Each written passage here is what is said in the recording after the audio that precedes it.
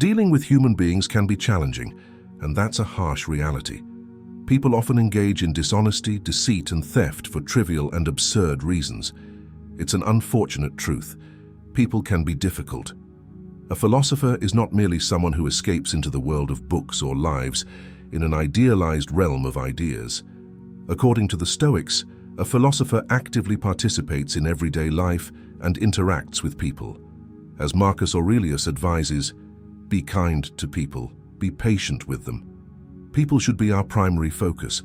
Philosophy cannot be separated from human interactions, whether with influential figures or ordinary people. In today's episode, I aim to share some Stoic principles and lessons for effectively navigating your interactions with others, and not letting the challenging or annoying aspects of people get the best of you. We invite you to subscribe, like, and comment on the video for more productive discussions. Care less about people's opinion. It's peculiar that we not only value the opinions of others, but we also seek approval from people in the future whom we will never meet. As Marcus Aurelius wisely notes, those who long for posthumous fame forget that they won't be around to enjoy it. Furthermore, the people in the future are just as likely to be as flawed, frivolous, and fixated on passing trends and misguided values as those of the present. What truly matters is your own judgment. You have a better understanding of what's right, what you hold dear, what's truly significant, and what principles you uphold. That's the yardstick against which you should measure yourself, your capabilities, your aspirations, and your actions. External validation, public approval, or the number of views something gets are of secondary importance. The crucial questions are, did you express what you wanted to convey? Did you act in line with your intentions? Did you bring your best self to the situation? That's what truly counts. Be honest. Marcus Aurelius advises that when you wake up in the morning, remind yourself that you'll encounter various types of individuals, some cunning, deceitful, frivolous, jealous, and ridiculous. He emphasizes that you mustn't allow their negativity to influence you. Instead, you should strive to remain honest and true to both yourself and them, even though their behavior is often the opposite of what you aspire to be. In a world with a multitude of individuals exhibiting negative qualities, the most crucial thing is to maintain your own goodness, as it's a rare and valuable quality. Don't take things personally. When someone harms you, speaks rudely, makes a mistake, or behaves badly, Marcus Aurelius suggests asking yourself, when have I acted similarly? Chances are you've made similar mistakes in the past, because, like all of us, you're not immune to such behaviors. It's essential to reflect on why you acted that way. In most cases, your actions were unintentional and you were doing your best. Even when it was a clear mistake you shouldn't have made, it doesn't make you a bad person. Therefore, when people hurt you, deceive you, or make errors that affect you, it's vital to remember that they are like you. Take the advice of Epictetus and grab the other handle. Don't take their actions personally, don't blame them, and don't dismiss them. Instead, offer them empathy, just as you would typically do for yourself. Be patient. It's undeniably true that people can be difficult to deal with. Marcus Aurelius, in his Meditations, acknowledges how people can lie, cheat, steal, and be driven by trivial and irrational motives. However, he also emphasizes that the only valuable pursuit in life is doing what is right and being a good person. He advises us to be patient with those who may not share these values. While it's clear that people can present numerous challenges and obstacles, this is viewed as an opportunity by Stoics. It's a chance to practice Stoicism, exercise self-discipline, and uphold fairness even in the face of unfair treatment.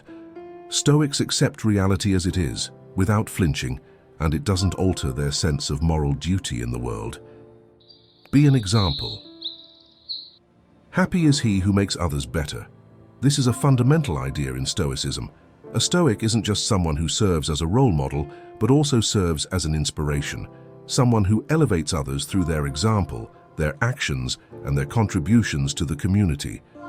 Epictetus, for instance, advocates not just talking about your philosophy, but living it. By being your best self and embodying your values, you make others better and, in doing so, find happiness for yourself. Seeing the positive impact you have on the world and the people around you is a source of contentment. This is why Stoics continuously strive to improve themselves and positively influence those they encounter. Tune out the haters. Cicero humorously remarked about Cato that he lived as if he resided within Plato's ideal republic rather than in the tumultuous reality of Romulus. This meant that Cato lived his life as though everyone was inherently good, where the pursuit of goodness was the sole concern. He didn't let the corruption of those around him or the overall bleak state of affairs affect him. Instead, his unwavering focus was on what was morally right. When we observe the various distressing events happening in the world, things that can lead to hopelessness, heartbreak, and despair, we should follow the Stoic approach. We should filter out the external noise and concentrate on doing what's right. As Marcus Aurelius wisely advised, just that you do the right thing, the rest doesn't matter. This encompasses the actions of others, the prevailing opinions, and all the other extraneous factors. What truly counts is our commitment to doing what is morally right, regardless of external circumstances. Be full of love. It might seem that Stoics are emotionless, but that's far from the truth. Seneca, for example, emphasizes the importance of love in one's life. He advises that if you want to receive love, then you should give love.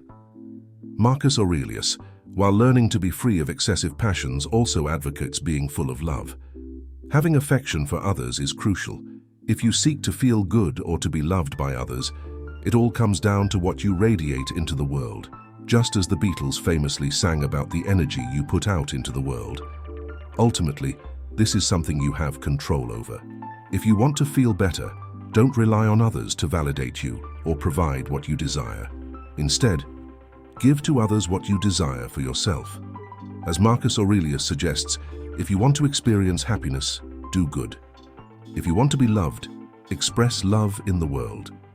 See every person you encounter as an opportunity to practice kindness, as Seneca advises, and the rest will naturally fall into place.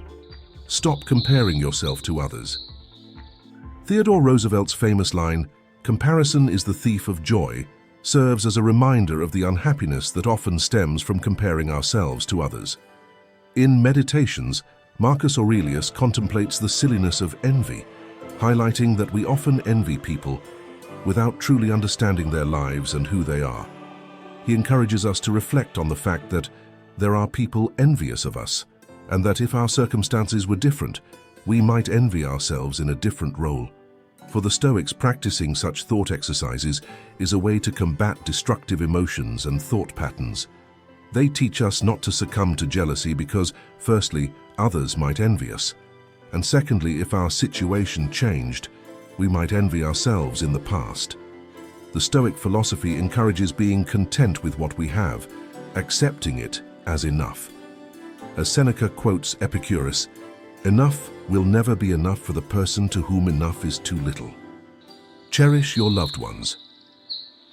The story of your friend's sudden passing serves as a powerful reminder of the Stoic practice of memento mori, the contemplation of our mortality. Life is fleeting, and we can depart at any moment. This concept is a sobering call to live in the present and appreciate the people we hold dear.